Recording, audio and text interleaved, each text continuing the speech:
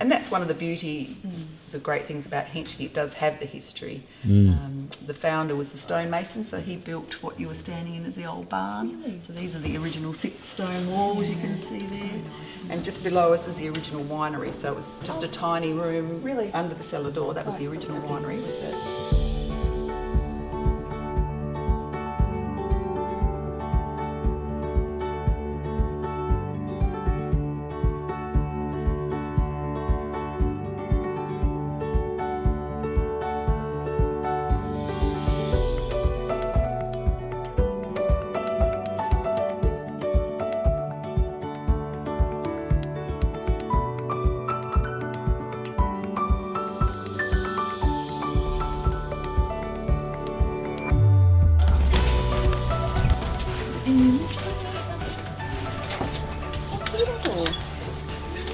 Good morning, how are you? Very well, how are you? Good, it's chilly. It is, yes.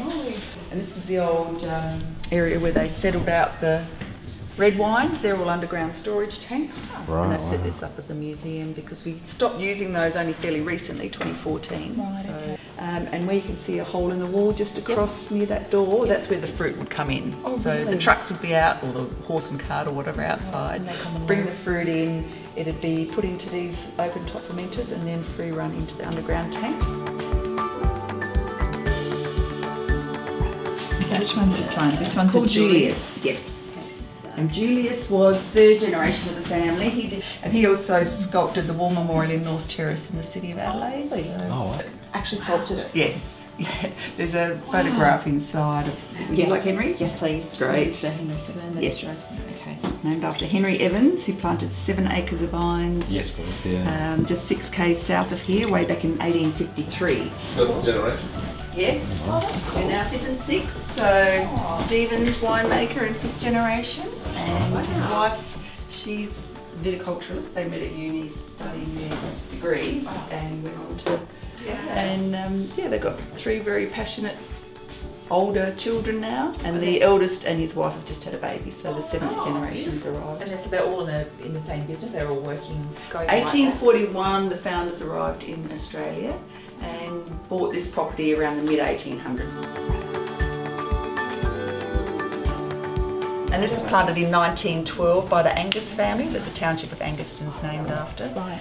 And Henschke's bought the fruit from the Anguses for a number of years, and then they offered them the purchase of the vineyard. Wow. And they were very excited about that. It's 16 hectares of Shiraz, which is really unique at that stage because the way the wine industry was, it was mainly fortifieds, which were a blend of Grenache, Shiraz and Mataro.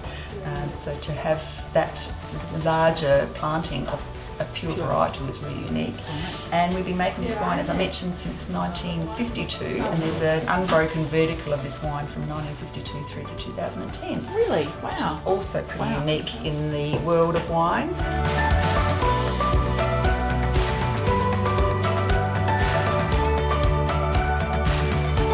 So what's the verdict on Henscke? Henschke. Henschke. I gotta say it amazing. right first of all.